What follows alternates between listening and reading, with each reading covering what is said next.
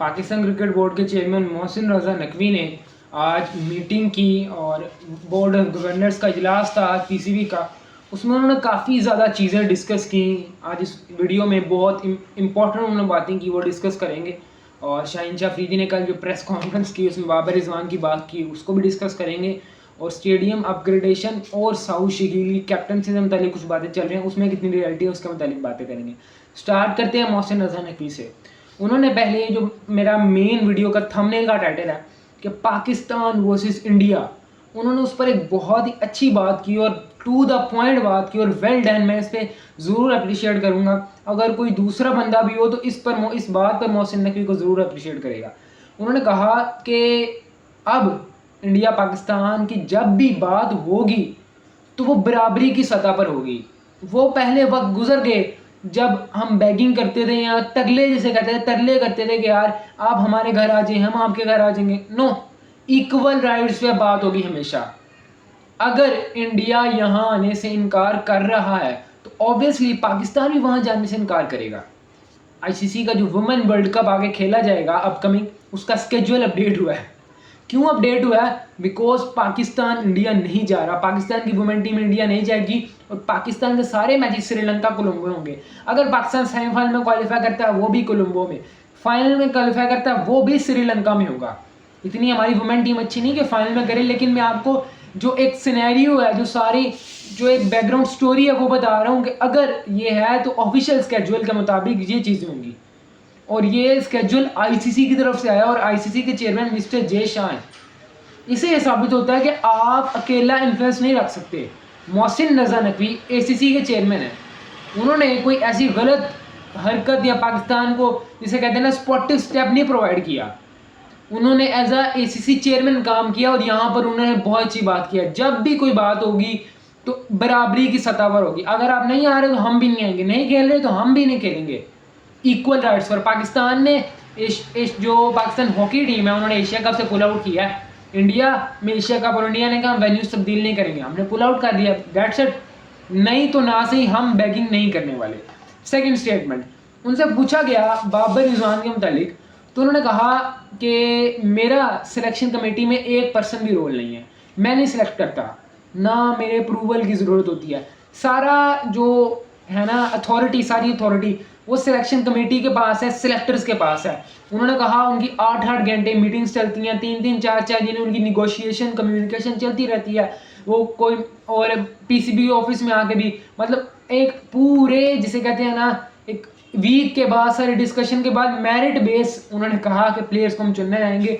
जनाब merit base तो नहीं है इसमें काफ़ी प्लेयर्स, बट ये भी नहीं हम कह सकते कि आपका अमल दखल नहीं है। कहीं ना कहीं सिलेक्शन कमेटी में मोहसिन रज़ा नकवी का अमल दखल लाजमी है। वो मैं फर्दर नहीं बयान कर सकता, लेकिन है। आप कह रहे हैं कि 1% भी नहीं है, लेकिन ऐसा नहीं हो सकता कि एक मोहसिन नकवी, एक जिसे कहते हैं ना चेयरमैन के अप्रूवल, एक तो मोहसिन नकवी और दूसरा चेयरमैन है, उनके अप्रूवल के बगैर आगे प्लेयर्स को हम फाइनलाइज कर सकें। और तीसरी चीज़, उन्होंने जो उनसे पूछा गया कि रिजवान कैप्टन होंगे कि नहीं, उस पर भी उन्होंने यही कहा कि मेरा इससे कोई लेना देना नहीं है। सिलेक्टर्स रिपोर्ट तैयार करेंगे, कोच देखेंगे, उस वक्त की रिक्वायरमेंट को और हर चीज़ को देखकर वो फैसला करेंगे कि रिजवान या वटेवर आपके कोई आगे कैप्टन होगा। इसके अलावा सऊद शकील जो पाकिस्तान के टेस्ट के बैट्समैन हैं, क्लासिकल बैट्समैन और टेस्ट के पाकिस्तान के बेहतरीन, अगर पाकिस्तान के राइट नाउ टेस्ट का टॉप 3 बैट्समैन का नाम लिया जाए तो उसमें सऊद शकील का भी नाम आता है। सऊद शकील कैप्टनसी की रेस में शामिल हो गए हैं। टेस्ट कैप्टनसी सऊद शकील को देनी चाहिए, समझ भी आता है, लेकिन ओडीआई कैप्टनसी सऊद शकील समझ नहीं आता। क्यों समझ नहीं आता इसका मैं आपको जवाब देता हूँ। राइट नाउ आपकी ओडीआई टीम का हिस्सा है सऊद शकील? नहीं है। 2023 के वर्ल्ड कप में सऊद शकील आपकी ओडीआई कैंपेन का हिस्सा थे। एकदम से उन्होंने एंट्री मारी थी पाकिस्तान की टीम में और उनका वो टूर्नामेंट बहुत अच्छा गया था। वसीम जूनियर और सऊद शकील और वाहिद 2 प्लेयर थे जिनका 2023 का वर्ल्ड कप अच्छा गया था, कहीं ना कहीं रिजवान का भी गया था। उसके बाद सऊद शकील आपको आपकी ओडीआई टीम में नजर नहीं आए। पीएसएल एज ओपनर खेलते रहे, रन बॉल खेलते रहे, बहुत से मैच कोयटा को अपनी बैटिंग टुक टुक की वजह से हराए। T20 के वो प्लेयर नहीं है। ओडीआई में उनकी जगह इस वजह से नहीं बन रही थी बिकॉज वो ज़्यादा शेल में मतलब टुक टुक वाले ज़्यादा प्लेयर हैं, जिसे कहते हैं ना प्योर टेस्ट प्लेयर, वो हैं। तो ओडीआई की कैप्टनसी सऊद शकील को देना मुझे समझ नहीं आता। I think you have to go with Salman Ali Agha. आपको उस पर ट्रस्ट करना होगा।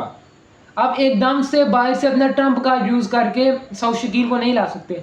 2 साल से वो आपकी ओडीआई टीम का हिस्सा नहीं है और एकदम से एंट्री मारेगा, क्योंकि उसको प्रमोट भी किया सी में, वो है शान मसूद डी में चलेंगे। शान मसूद आपके कैप्टन नहीं, इस बात का मैं आपको पहले से बताया था। और शान मसूद शायद आपकी टेस्ट टीम में भी ना रहे, होना चाहिए। उनकी वनडे जो काउंटी है उसमें बहुत अच्छी परफॉर्मेंसेज हैं, इमाम की भी हैं, दोनों की जगह बनती है।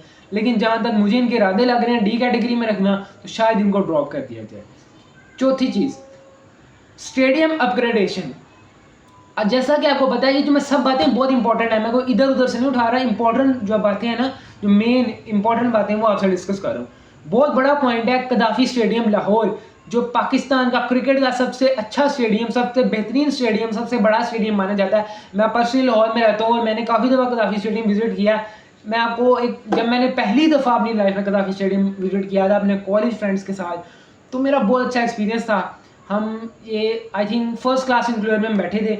वो मैच था लाहौर पेशावर ज़ल्मी कोयटा ग्लैडिएटर का मैच था। कोयटा वो मैच जीता था, बाबर ने 68 आई थिंक उस मैच में किया था। और वो आई थिंक PSL 2024 का 23 का पहला मैच था। तो मेरा बहुत अच्छा एक्सपीरियंस था यार, मतलब फर्स्ट क्लास इंटरव्यू में बैठ के भी इतना अच्छा नज़र आ रहा था और फर्स्ट टाइम ग्राउंड में जाना, और मतलब मैंने काफ़ी इन्जॉय किया था। उसके बाद जब न्यू स्टेडियम बना था, न्यू स्टेडियम में जो पहला मैच हुआ था पाकिस्तान न्यूजीलैंड का, वो आपका वही देखने गया था। और वो फजल महमूद इंक्लोयर जो प्रीमियम इंक्लोयर है उसमें मैंने मैच देखा था, और वो तो मुझे पास मिला था लेकिन मैंने उसमें मैच देखा था। मैं आपको जो बात असल बताने लगा, कदाफी स्टेडियम के ऊपर छत नहीं है, रूफ छत जिसे कहते हैं ना, वो नहीं है। बारिश वगैरह, आपको पता है कि पाकिस्तान में मानसून का सीज़न रहता है और बारिश रहती है और ज़्यादातर धूप रहती है पाकिस्तान में, और ख़ासतौर पर लाहौर में गर्मी ज़्यादा रहती है सर्दी की निस्बत। सर्दी जो सही सर्दी पड़ती है वो जो कह लें 20 दिन ही पड़ती है सही वाली सर्दी, और 2-3 महीने सर्दी रहती है। उसके अलावा आप सारा साल आप जो है ना, यहाँ बारिशें रहती हैं मानसून में, या सही गर्मी पड़ती है, धूप पड़ती है।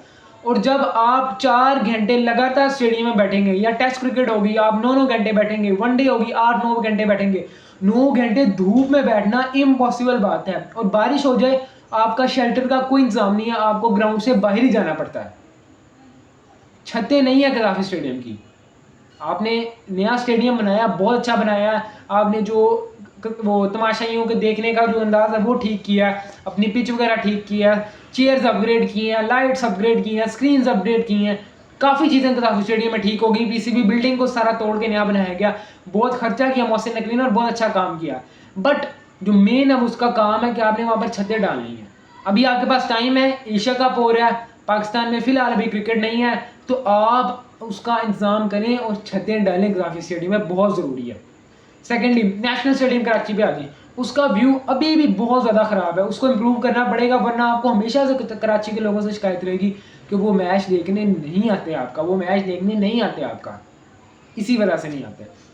Last but not the least, Shaheen Shah Afridi ने प्रेस कॉन्फ्रेंस की कल, और उनसे पूछा गया कि बाबर रिजवान आपकी अब टीम का हिस्सा नहीं है, वो आपके ही बैच के थे।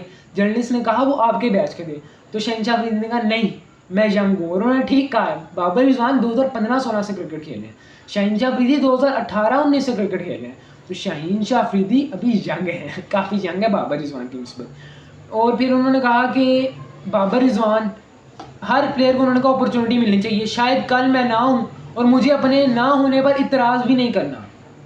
अभी ये नहीं है शायद कभी मैं ना हूँ और मुझे ये इतराज़ करने की ज़रूरत नहीं है कि मैं क्यों नहीं हूँ।